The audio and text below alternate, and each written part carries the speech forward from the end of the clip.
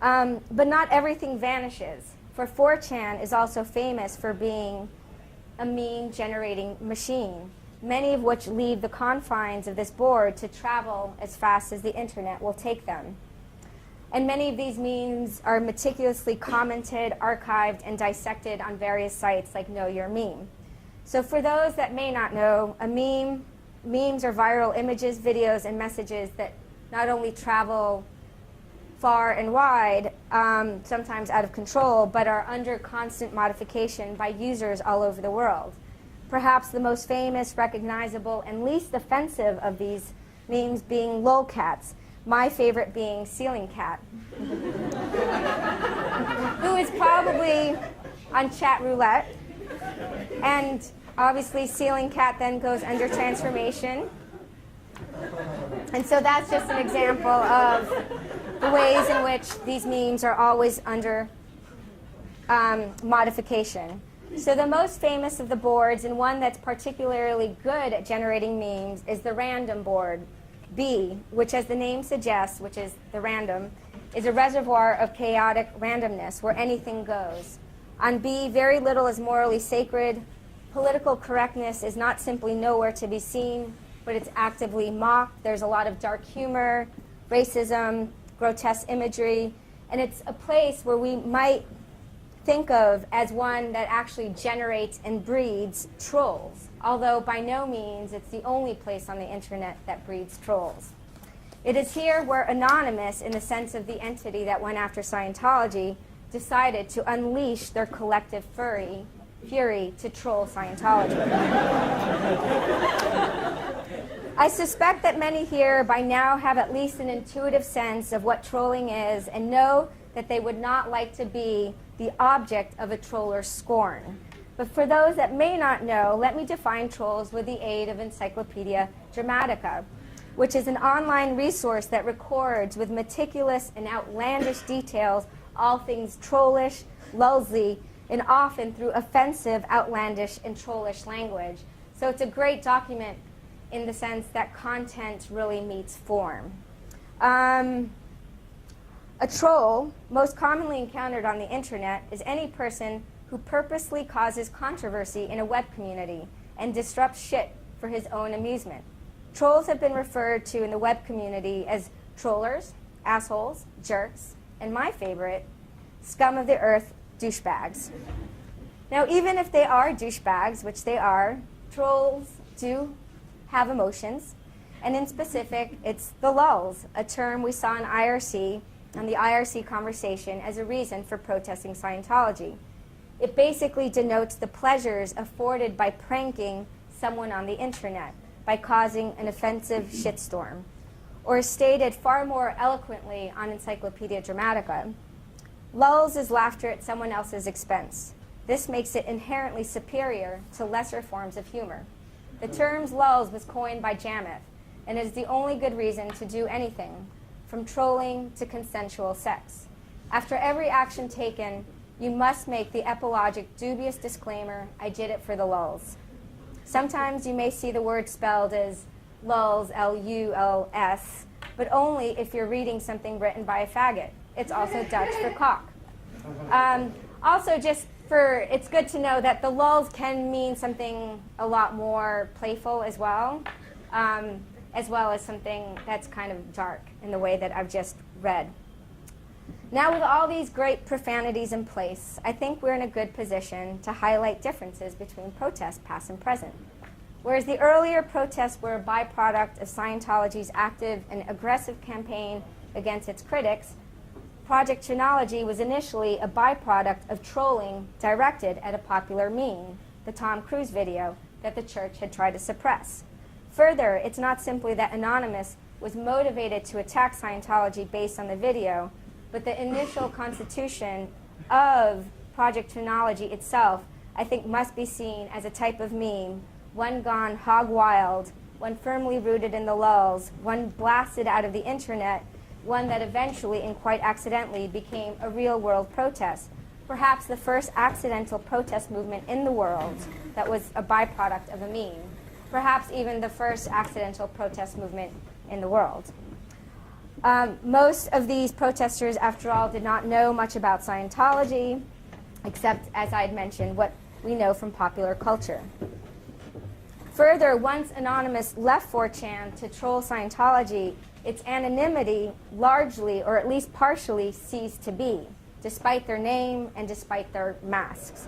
This was what was so brilliant about the protests.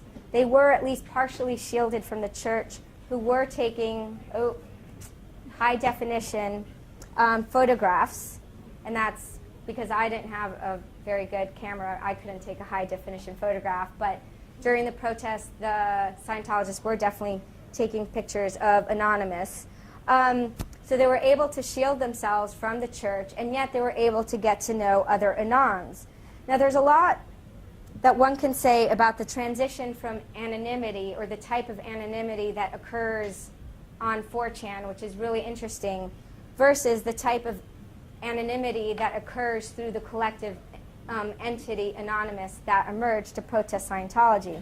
But what struck me the most, as I did field work among Anonymous, is how many Anons derive pleasure not only from the lulz of protesting, what they thought of as a kind of totalitarian cult, but also derive pleasure in finding each other in person once they started organizing. This is not all that surprising, given how much time many had poured into these boards without knowing other contributors. So they were just really thrilled that they knew other people on 4chan, and not only that they met them, but now they were part of a kind of collective project that you can track and follow, whereas so much on 4chan is kind of ephemeral, right? So I think this is one of the reasons that helped keep the movement going. So if Anonymous and Project Chanology was initially a well-orchestrated act of distributed trolling, and if it was done in part because of the pleasures of meeting other Anons, and if Anon knew very little about the church when they started protesting, what happened when they started to seriously organize protests against the church? And as someone who's been involved with a lot of kind of different political organizations, I have to say they were phenomenally well organized in their activities. They had great forums, wikis, they had really good media that were really beautiful posters, they baked cakes. They were just well organized and had a really good time doing their protests, and they would hold a kind of monthly meeting and protests in cities all around the country in Europe. So first, they started to learn a lot about the church. And again, I witnessed this time firsthand the pleasures of learning about an organization whose beliefs and tactics strike many as culturally offensive. Take, for example, the following quote from an Anon, one particularly committed to trolling, who parlayed the following message about the language of Scientology when he visited my class. He said, "Many had thought that our transition from the internet to the real world would be a culture shock and a collection of geeks and nerds yelling jokes that nobody understands. That's not true, not entirely at least. We did have to spend time learning about the cult and their ridiculous lexicon of invented words, which they insist are real words. Instead of saying bother, they instead use the term interbulate, because they're each stupid and ugly in their special way. Any person who actively opposes the church is deemed an SP or suppressive person, because Scientology is a lumbering retard with ingrown hairs in its brain."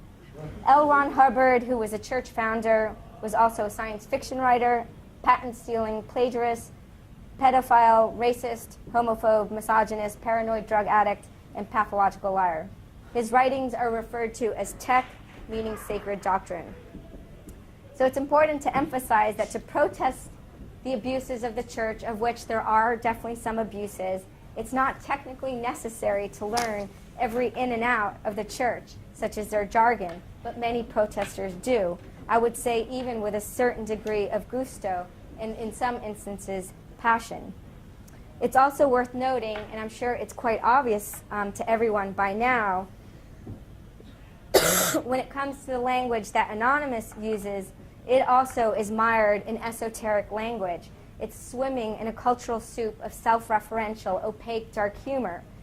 In fact, as someone who's had the opportunity to leaf through the giant Scientology dictionaries, because they're giant, filled with jargon, which is all very clearly defined, I can say with some degree of confidence that it's much harder to understand the language of trollers and anonymous. For with Anon and Encyclopedia Dramatica,